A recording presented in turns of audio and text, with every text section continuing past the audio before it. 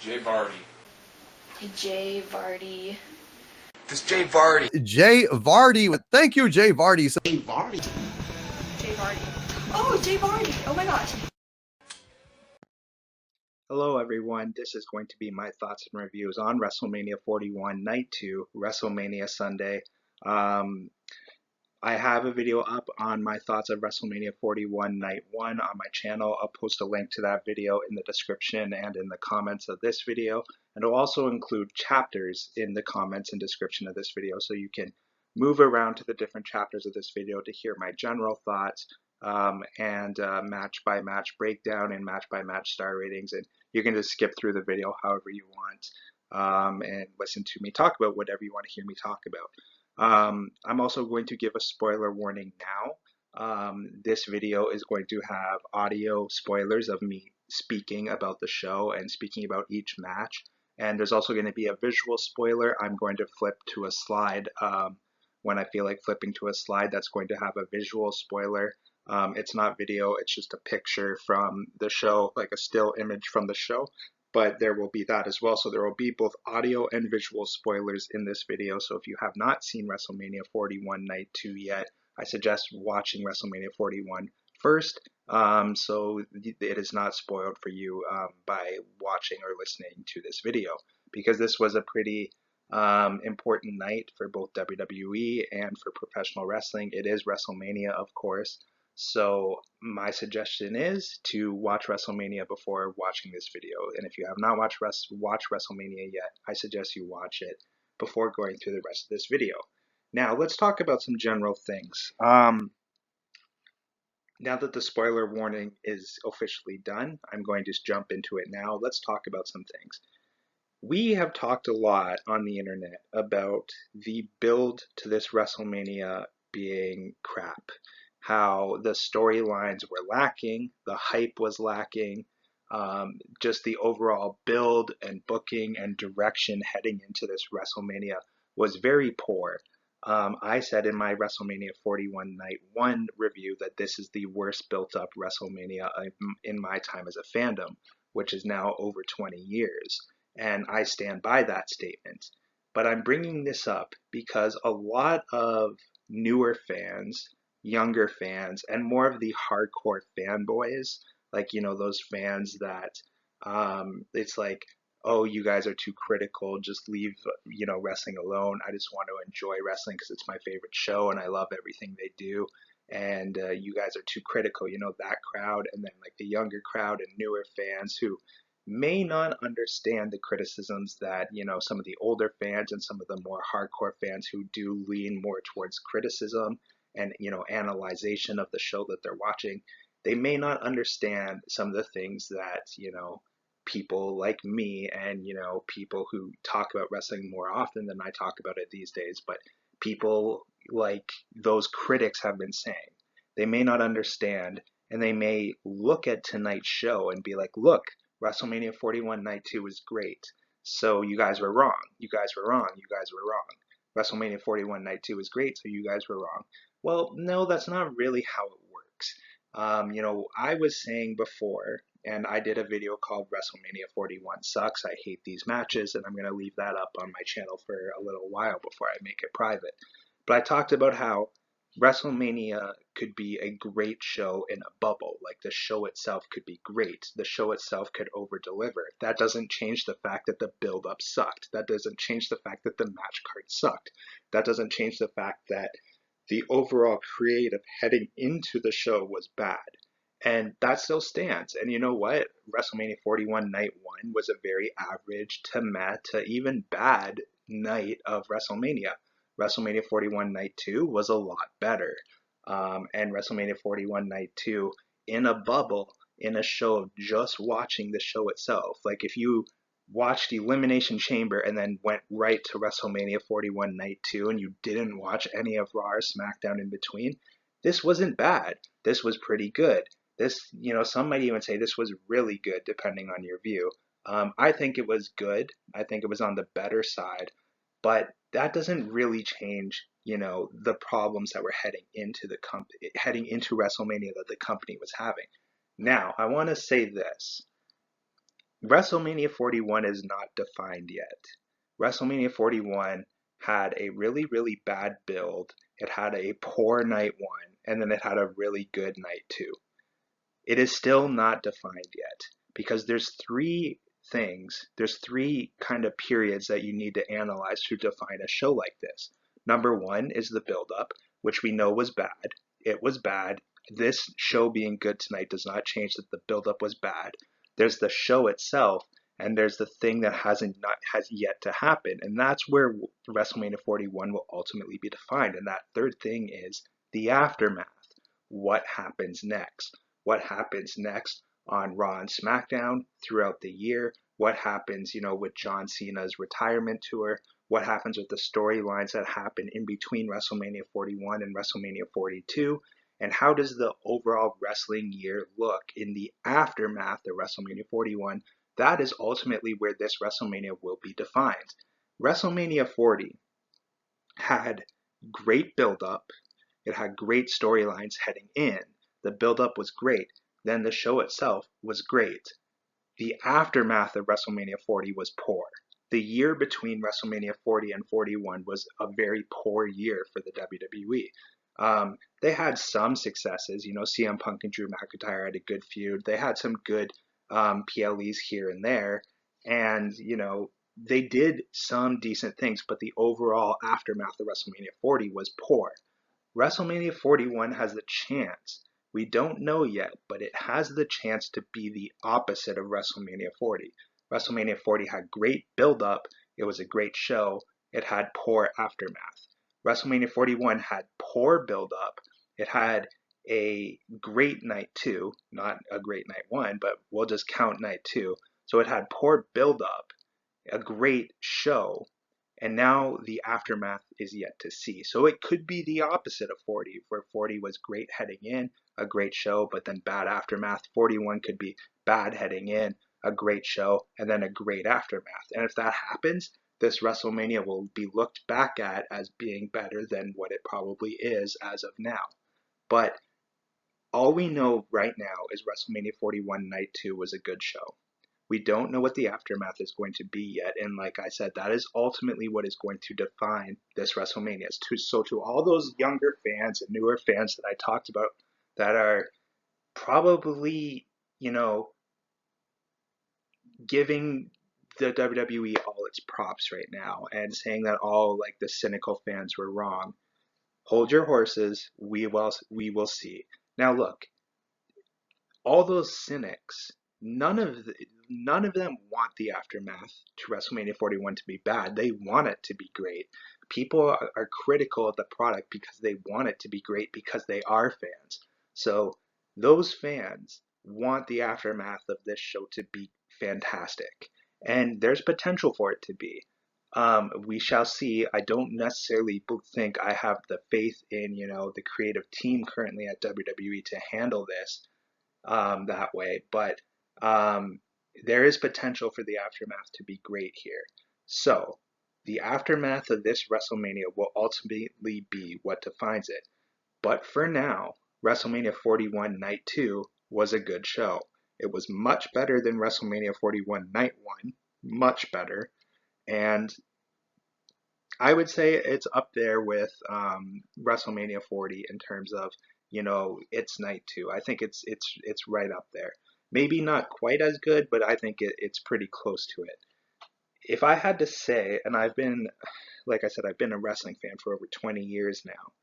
In terms of where I would rank this night 2 among all the WrestleManias I've watched, that's hard to say. Again, the aftermath is going to play into that. But in terms of like just the show itself, like the matches itself, it was pretty good. In a way, it kind of reminds me of WrestleMania 24, because WrestleMania 24 had a really lackluster build heading into it. It had, a pretty mediocre card on paper, but the show over-delivered. And, when a show over-delivers like that, who's really at success there, and that's really a testament to, is the talent. The talent tonight, like the wrestlers in the ring, they over-delivered on what this WrestleMania should have been. They went out there and they had great matches to over-deliver on what they were set up to be. This WrestleMania over delivered because of the wrestlers. That's not on the creative team. That's not on Triple H. That's not on the company itself.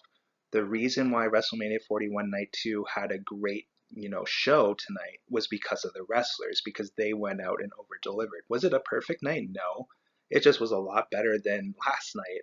And there was enough good things here that there's going to be some hype coming out of the show. I haven't even looked at what other people are saying, but I know there's going to be some hype coming out of this show. And that is not on the creative team. That is on the wrestlers. The wrestlers over delivered on night 2 of WrestleMania 41.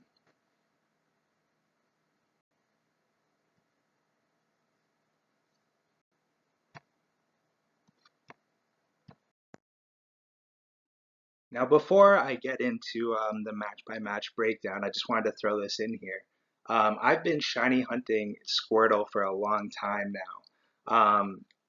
Since 2024 is when I started this hunt, and both last night and tonight I was hunting while I was watching the show. You can see on the picture on the right, that's my TV, and you can see Penta making his entrance for the Fatal 4-Way, and you can see me holding up the DS with the Squirtle.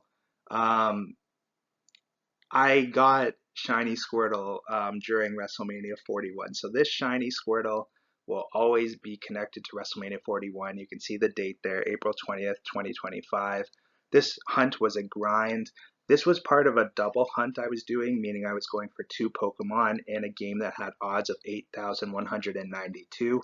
The total number to get both the shinies, because I got another shiny before this, but the total number was 17,957 to get 2 shinies.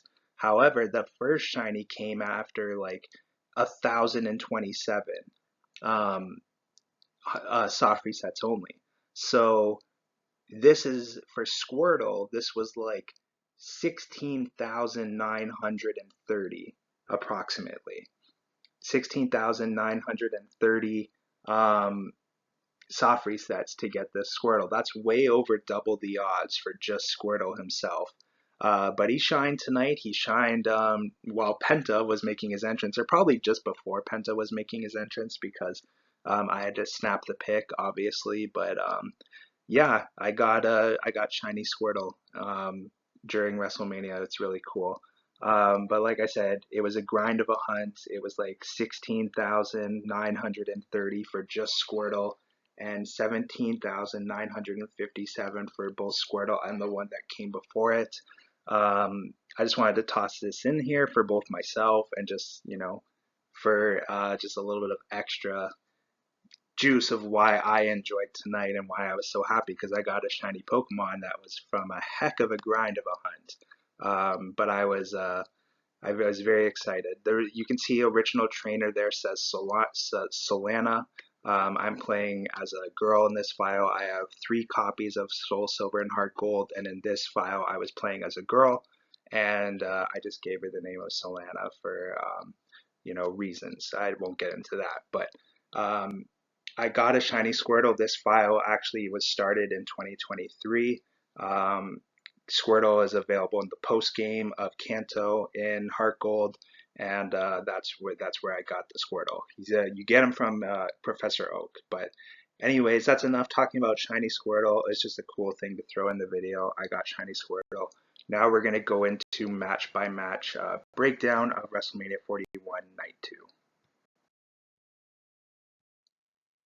So in my review for night 1, I talked about how I think Triple H is a bad director and how he did things during, the show of night 1 that I thought were really odd choices, and that continued tonight. And in terms of the opening to WrestleMania tonight was another aerial exterior shot of the arena, which is a really poor opening to a WrestleMania, being your first shot both nights was an aerial shot of the exterior of the building, which is just a terrible opening. Then they cut from that to wrestlers arriving, superstar arrival, which is so stupid. The WWE needs to stop this. It doesn't work. This is not a sport. This is a drama. Don't treat it like it's a sport. Treat it like it's a drama. Wrestling should always be more like a movie than it is like a sport, because wrestling is a drama first and a sport second. that whole superstar arrival thing, that's like sports crap. Like you see that in like pro sports all the time where they show like the athletes arriving at the arena for their match. That's crap. Take that out of wrestling, and especially don't have that be one of your first shots of WrestleMania. Get rid of that nonsense. Then they cut into a like replay package, like a highlight package of yesterday's WrestleMania. So we're already starting this WrestleMania off poorly. Then they cut from all that to Stephanie McMahon, which is exactly what they did last year at WrestleMania 40.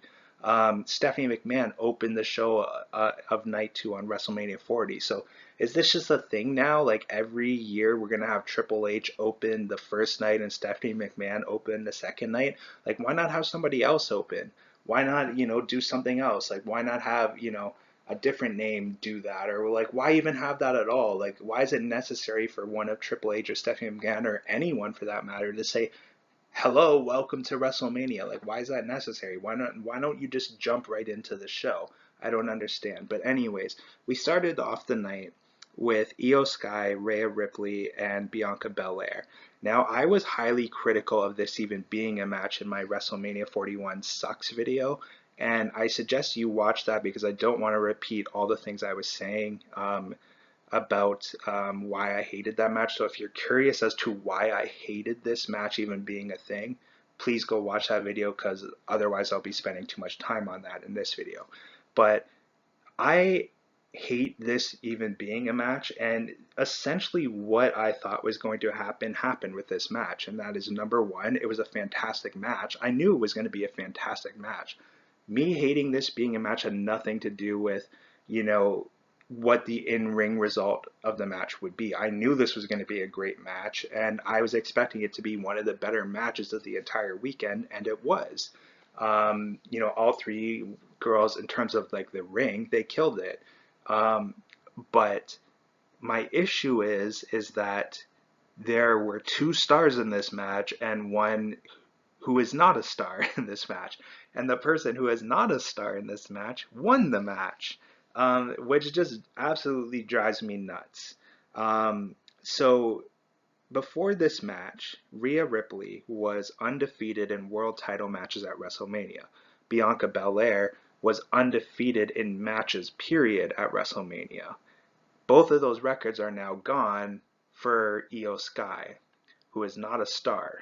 Io Sky is not a star. She is a wrestler. She is a wrestler's wrestler. She is not a star. She should never have been in this match in the first place.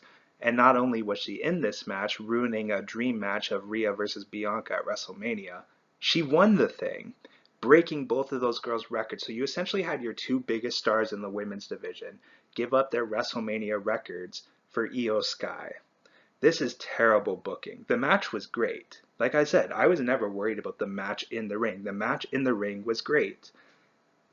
The result, I knew it was going to happen. Like, it was pretty obvious Io Sky was going to win this match. You can tell just by how they built up the storyline that Io Sky was going to win this match. And throughout the match, if you've been a wrestling fan for a long time, it's really easy to pick winners when you watch matches.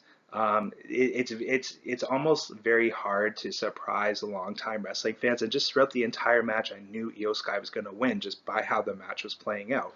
The match was still great, but I knew Io Sky was going to win, and it was the wrong decision. She should not have won that match. You just gave away your 2 biggest stars' WrestleMania records for Io Sky.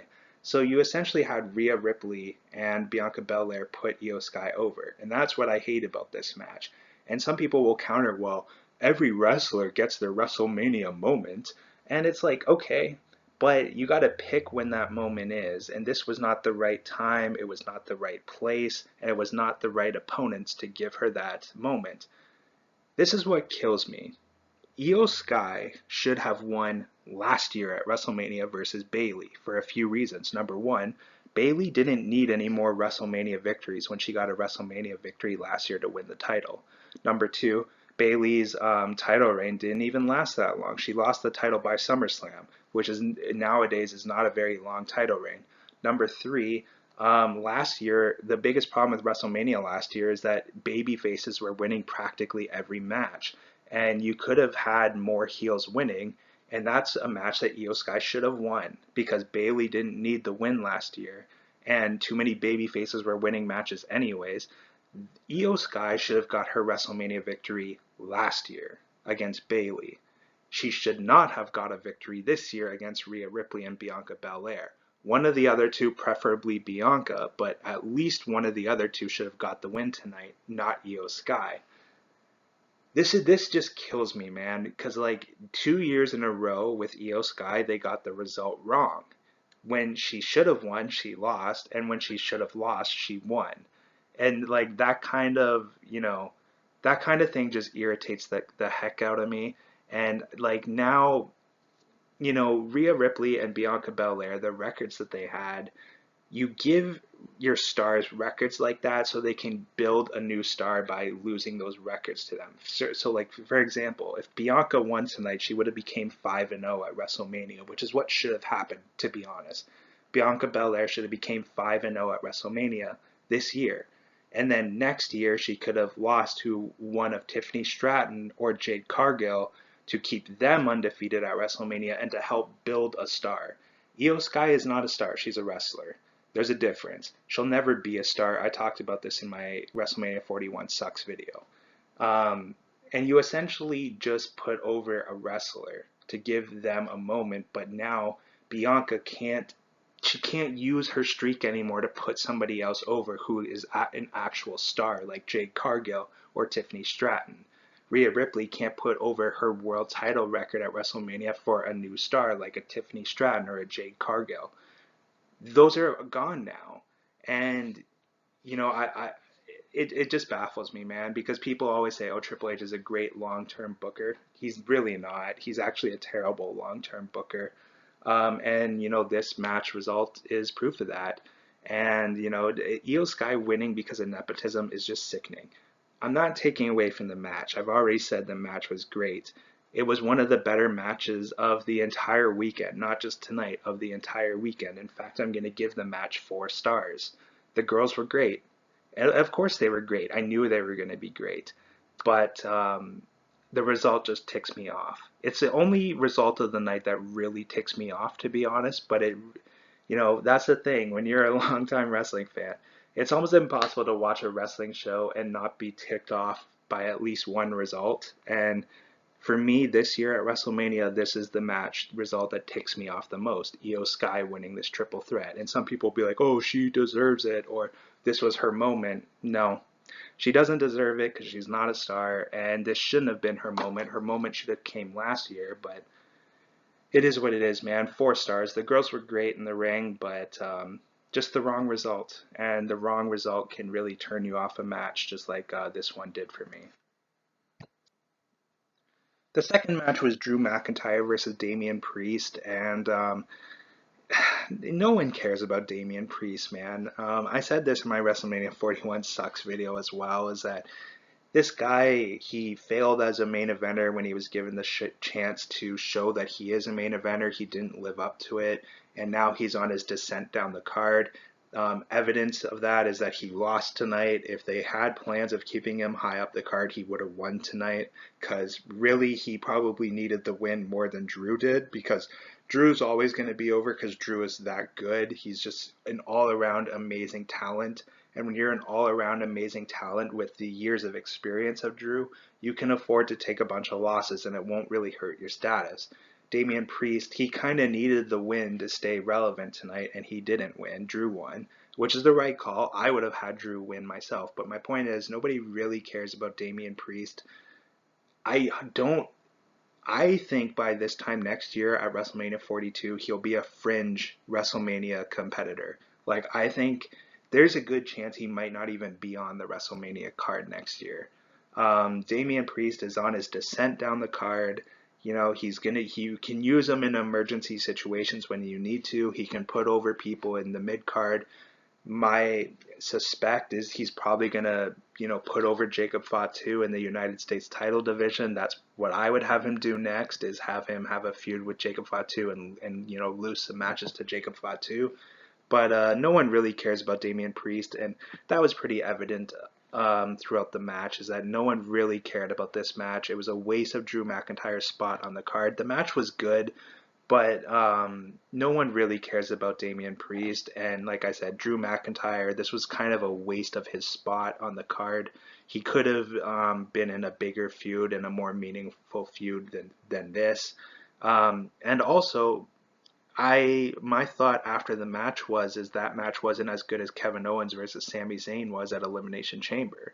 You know, they just had a street fight at two PLEs in a row. They had a street fight at Elimination Chamber with Sami Zayn and Kevin Owens, and then again at WrestleMania with Damian Priest and Drew McIntyre. And Sami Zayn versus Kevin Owens was a much, much, much better match than Drew McIntyre versus Damian Priest was. And those are four guys that are probably, in the WWE's eyes anyways, are around the same level of importance as one another. I think Drew is the most important of the four personally, but in the company's eyes, those four are probably pretty even keel. And the Owens Zayn match was much, much better. That's all I have to say, really.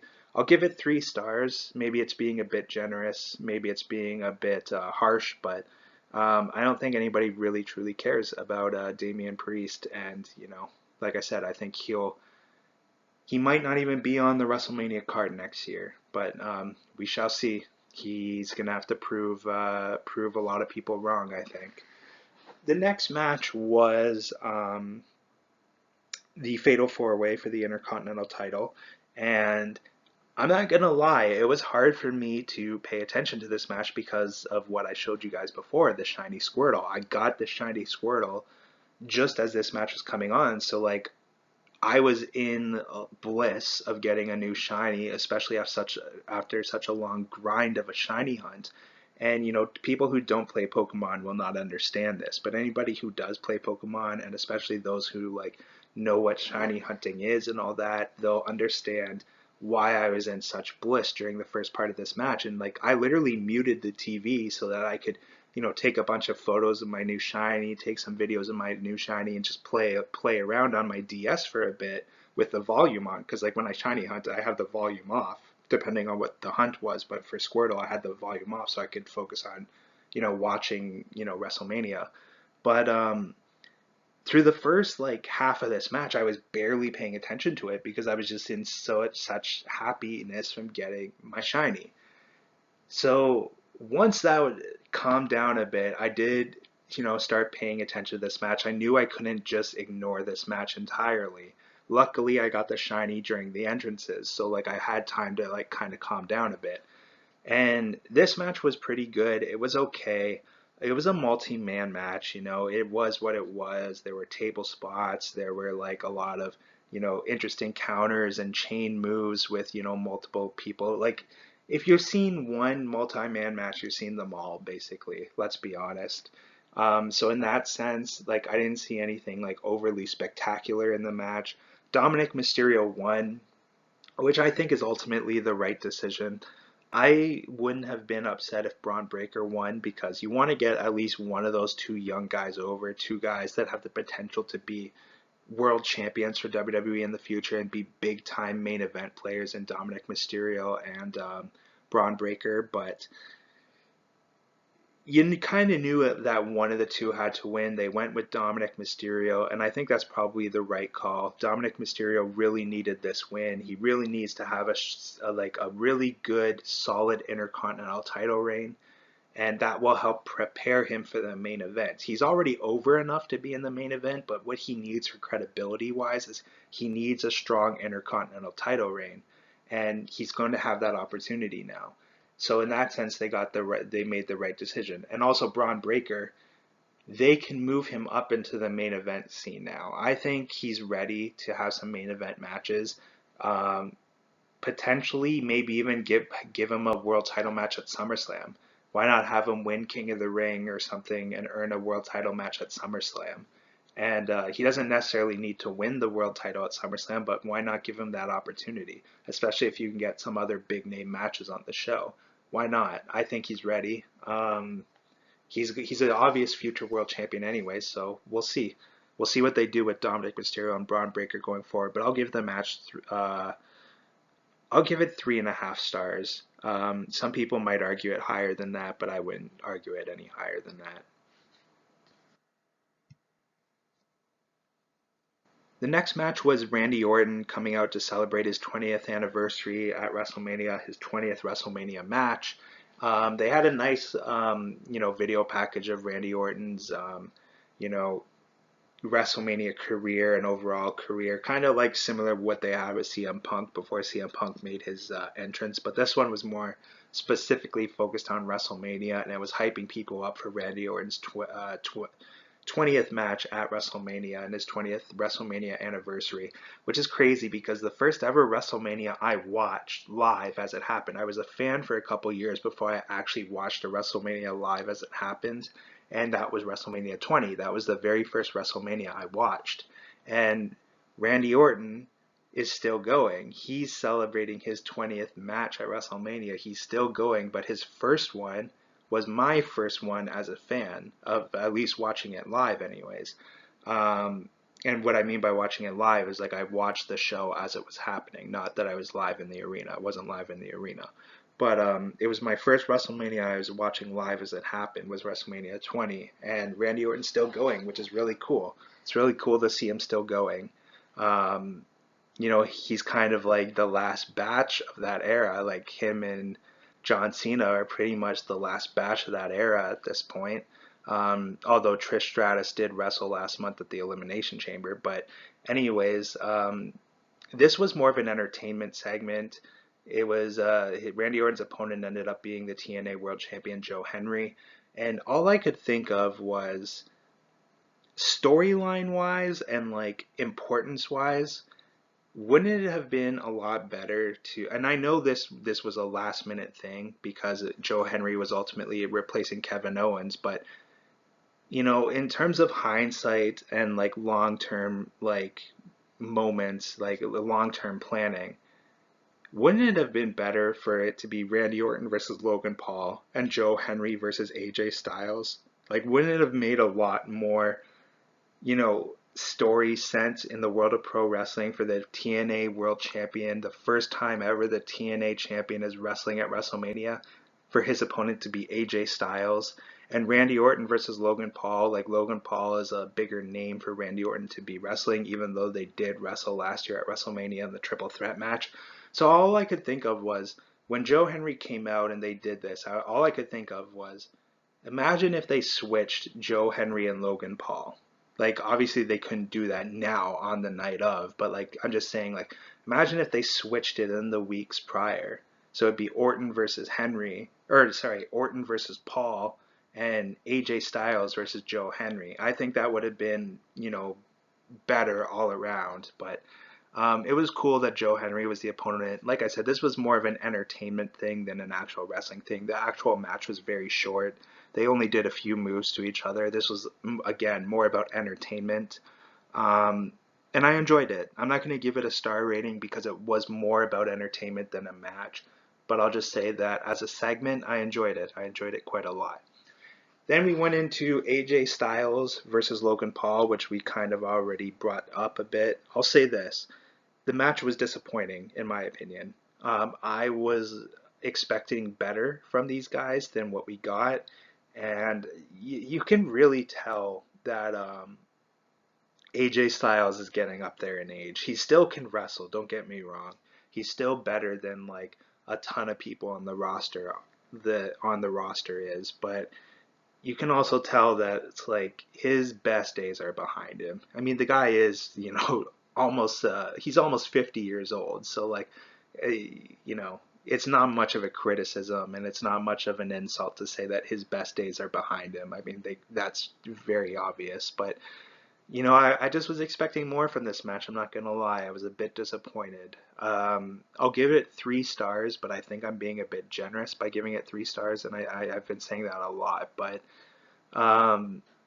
yeah, I was just a bit disappointed in the match. It wasn't bad, but I thought this match had the potential to be like a great match. Like I was thinking like 4-star, maybe 4.5 stars if like all the stars aligned. I didn't mean to say that on purpose, but it just kind of came out that way. But if like they got all their ducks in a row, that's a better expression, I guess. Maybe it could have gotten as good as 4.5, but I was expecting like 3.5 to 4 stars when we really got like a 3-star match. It was a very basic match. Um, yeah, so I'll just say that I was a bit disappointed. What I will say though is a couple of things that I want to bring up. First of all, with Logan Paul's entrance, the concept of the entrance was fine, like him coming out holding a drone and like talking to it like it's a selfie and then releasing it into the air like it's a dove and then it flies around the arena for him to like meet the drone back outside the ring like near the steps and catch it again and then set it on his prime hydration station. Like the concept of that entrance is really cool. The execution of it was completely garbage because, you know, in the midst of Logan Paul walking to the ring and the drone circling the audience, um, they cut to this like director's view, like where they show every single camera angle they have of the entrance. That's what directors see, and then they are the ones that say cut to camera 2 or cut to camera 6. Like that's what TV directing is. If you're ever in you know, a director's room on a TV broadcast, that's what it looks like. There, you have all these different camera angles, and the director is deciding, you know, which one to cut to, and they put up the like the director's view of like all these angles at once, and I'm like, this looks like crap. Like that does not work, and it completely, you know, defeated the purpose of like the concept of the entrance, which just again, it just shows that Triple H is a bad director. He, you know, his presentation is, it's not even just that he's a bad booker, he's literally a bad director. His presentation is terrible. And I want to bring this up as well. How many wrestlers on the roster do moves that like other wrestlers do? Like how many times do we need to see a 450 splash in a single night? How many times do we need to see a moonsault this weekend? Literally, how many moonsaults were at WrestleMania 41? It's crazy. And the finishing moves of Rhea Ripley, Bianca Belair, Logan Paul, AJ Styles, Penta, um, there's probably more I can even throw into that, but I'll just stick with those 5 for now. Penta, AJ, Logan, Rhea, and Bianca. Look at the finishing moves that all 5 of them do. Like they're very very similar to one another. They're like a little bit different, but the idea of the finishing moves are all the same. Like what the heck is up with that, man? Like, remember the days when wrestlers' finishing moves were all distinct and everyone had a finishing move that was very distinct to their character and it was just a different move from what everybody else was doing? And yet those 5 wrestlers all essentially have the exact same finishing move. And like I said, how many people use moonsaults as their finishing move? On this show. We had Io Sky, we had Tiffany Stratton, we had Jacob Fatu, we had the War Raiders. Like, give me a break. Um, and it's not just the signature moves too. It's like, you know, like the moves throughout the match. Like, how many wrestlers are doing moves that, like, how many moves are repeated throughout WrestleMania is the point I want to make here. And that's a really bad sign that maybe the roster is not um, innovative enough in the ring, that they're all doing the same moves as one another, or the agents or the bookers or, you know, the people in charge of putting their matches together are not innovative or creative enough because they're essentially having all the wrestlers do the same moves as one another. But that is a huge problem in WWE right now, like a massive problem.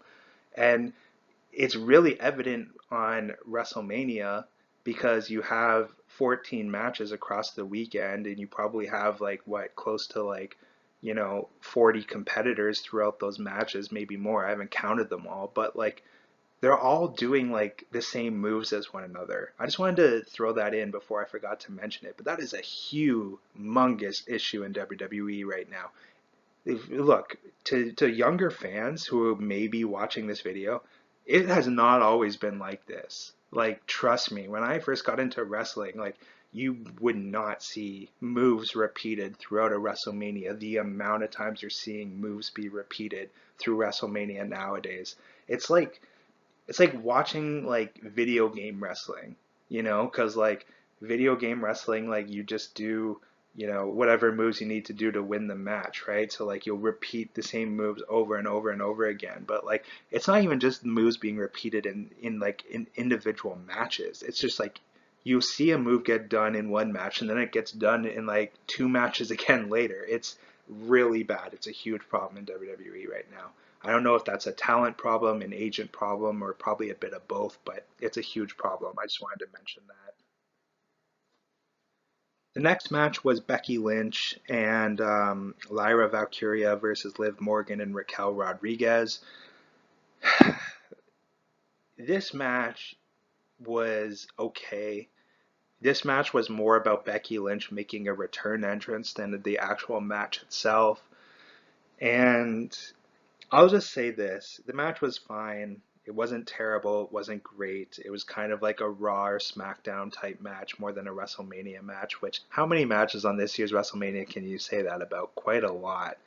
But this match, it was okay. But like my question is like Lyra Valkyria, what does the WWE see in her? Like I just don't see it. She's very small, even for like a woman. She's very small. Like she is so small compared to the rest of the women on the roster. Like Liv Morgan can kind of get away with being the tiny heel, but Lyra Valkyria as a face, she's like I don't know, her size is just really small for me to take her super seriously as like, you know, a pro wrestler, to be completely honest, even in the women's division, because like have her stand next to Bianca Belair or Rhea Ripley or Tiffany Stratton or Charlotte Flair or Nia Jax or Raquel Rodriguez, and it's like or Bailey, like she's so tiny, man. She's so tiny, but like even okay, let's just forget her size. Just forget her size. What does the WWE see in her to make her a double champion? Like to make her the first ever women's intercontinental champion, and now to make her a double champion with the tag team titles with a superstar like Becky Lynch. They're clearly investing a lot into her, but like my question is why? Like she's not I just don't see the investment in her specifically. Like there are other young um, you know, lower on the card women's wrestlers like that are much better than she is in my opinion. And the first one that comes to mind is Roxanne Perez. I think Roxanne Perez is better than Lyra Valkyria in virtually every single aspect of judging a pro wrestler. The look, the presentation, the wrestling ability, the talking ability, the storytelling ability, the character. Like I just think she's better than Lyra in virtually every aspect of being a pro wrestler. So it's like, why Lyra Valkyria? That's just my question. That's what this match made me think is why Lyra Valkyria? The match was good though. It was fine. Probably not a WrestleMania match, but they really wanted to have an entrance for Becky Lynch, making her return to the company. Now that Becky is back though, give me at SummerSlam Seth and Becky versus CM Punk and AJ Lee. Please, WWE, give me that match. Seth and Becky versus Punk and AJ. Come on. That will be one of the best matches in years. Come on, give it to us. Both in terms of storyline and in the ring. Please, please, please, WWE. SummerSlam. Seth and Becky versus Punk and AJ. Make it happen. Husband and wife versus husband and wife. Make it happen. Now, spoilers are about to come up for the main event. I'm flipping slides now. So here's your very, very, very last spoiler warning. Spoiler warning for the main event in 3, 2, 1.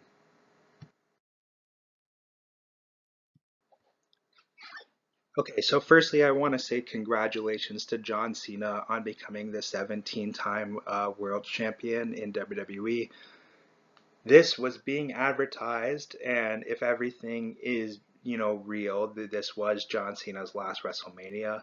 According to him and according to WWE, this was his last WrestleMania, and he ends it by winning the 17th World Championship within the world of professional wrestling, or at least from WWE's count. 17 world titles is a record in professional wrestling. In the world of hockey, we saw Alex Ovechkin break Wayne Gretzky's record with 895 goals in the National Hockey League this year. And now in the world of wrestling, we've seen John Cena break Ric Flair's record by winning a 17th World Championship. He won the WWE title in the main event against Cody Rhodes. So firstly, congratulations to John Cena on 17 championship wins. If indeed that was his last WrestleMania, which as of now, that's what everyone is saying, including John himself, congratulations on breaking the record in your final WrestleMania, John Cena. Your first WrestleMania was also WrestleMania 20. He appeared at WrestleMania 19, but his first match at WrestleMania was also WrestleMania 20, just like Randy Orton. So, my first WrestleMania as a fan had John Cena and Randy Orton wrestling their first WrestleMania, and it was great to see Randy Orton celebrate his 20th match at the event tonight, and it was great to see John Cena win his record winning championship tonight and breaking the professional wrestling record with a 17th World Championship.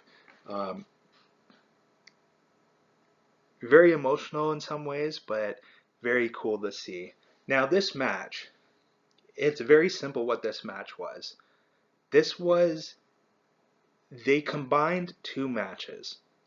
They combined Cody Rhodes versus Roman Reigns more at WrestleMania 39 than WrestleMania 40, because WrestleMania 40 was like very over the top booked in a lot of ways, with all the different interferences, but 39 was kept to more, standard pro wrestling interferences. So they took like that, but the match and the story of the match was very The Rock versus Hulk Hogan at WrestleMania 18. And the crowd was reacting exactly how they did, not to the same extent, but the reaction was the same as WrestleMania 18 of Rock versus Hogan. Hulk Hogan entered as the heel, but was being cheered over The Rock, who was the face, just like tonight. John Cena entered as the heel, but was being cheered over Cody, who entered as the face. And the way they structured the match was very similar to like how Rock and Hogan structured it, except, tailored to Cena and Cody. They went out there and they hit all the moves they needed to hit, but they didn't overcomplicate this match at all.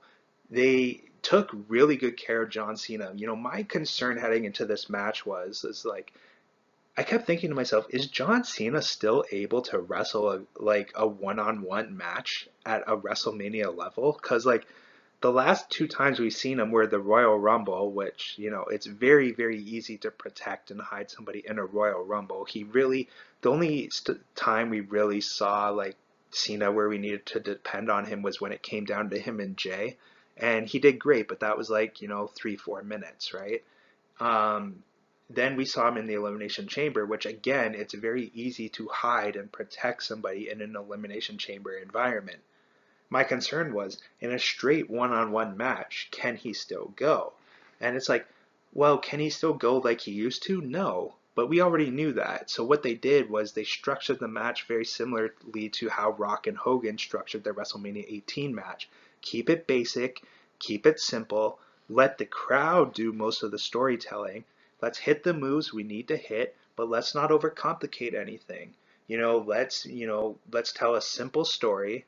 We'll have the heel beat up on the face early on, and we'll play up to it's the veteran taking it, using, John Cena being the GOAT veteran, using his brawling instincts to keep Cody at bay, and then Cody will come back, and then, we'll take the ref out of the equation, and so on and so on. It was so very simple yet effective storytelling. I'm not criticizing the match, I'm praising the match.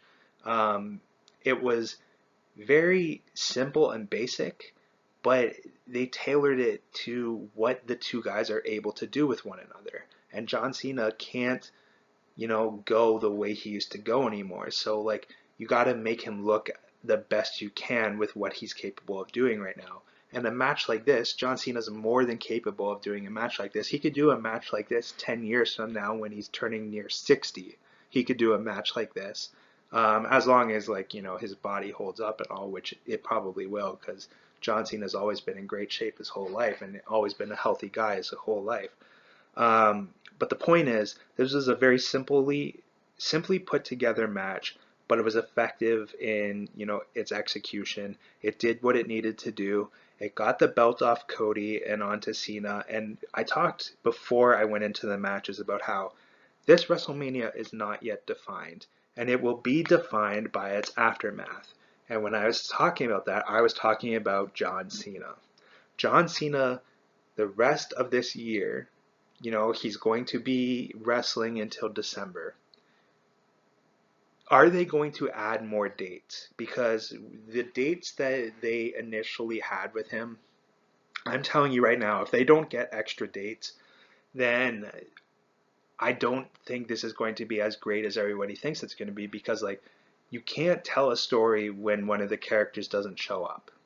The character has to show up for you to tell great stories, right? We've seen this over the years with part-time champions. Now, John Cena's earned the right to be part-time in real life. It is not an issue with that. The issue is on TV, are they going to be able to tell great stories with this? If he's not there, the answer is simply no. You can't tell a great story when the character is not there to contribute to the story. If John Cena wants to make this special, he will add more dates to his agreement. Now, I don't know what his other, real world commitments are outside of WWE for the rest of this year. I don't know. But John, you can work all that around showing up to Raw on Mondays once a week. Like literally once a week. You can work around your schedule. If it's acting commitments you have, you can work around that. Just be like, to just tell your films like, I can't work Mondays because I've got Raw. Like they're not going to need you there every single day as an actor. Like actors can work around schedules like that.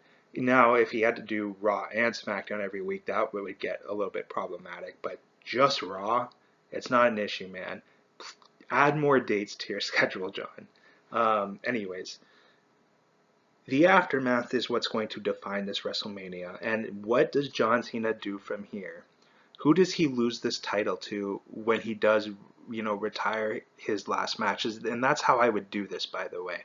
I would have him carry this title all the way until his last match, whether that's on SmackDown or whether that's on the year-end PLE, wherever they decide to do it.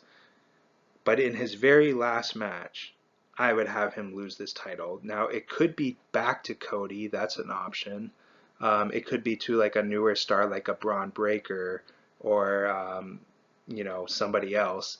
But like to me, that's the two options. You either go back to Cody or you build up like a new star like a Braun Breaker. I don't see him losing the title to like Randy Orton in his last match or something like that.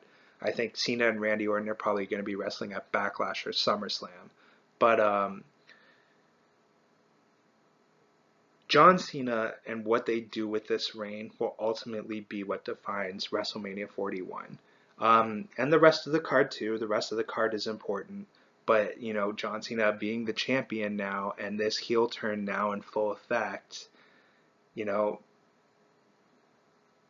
got to see what they do with this aftermath. That's all I have to say. The match was a basic match, but it was an effective match. And for that, I'm going to give it 4 stars. The match of the night was the women's triple threat. No doubt about it.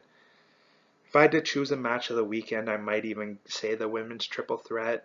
I'm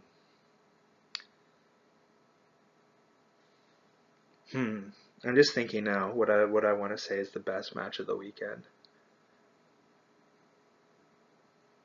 I'll give what I think the 5 best matches are in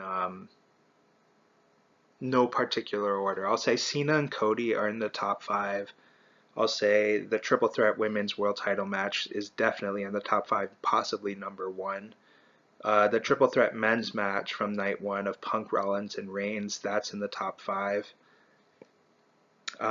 Jade versus Naomi is in the top 5, and LA Knight versus Jacob Fatu. I would say those 5 matches were the best 5 matches of WrestleMania 41. Night 2 was overall much better than night 1, both in terms of like all the matches and the star power.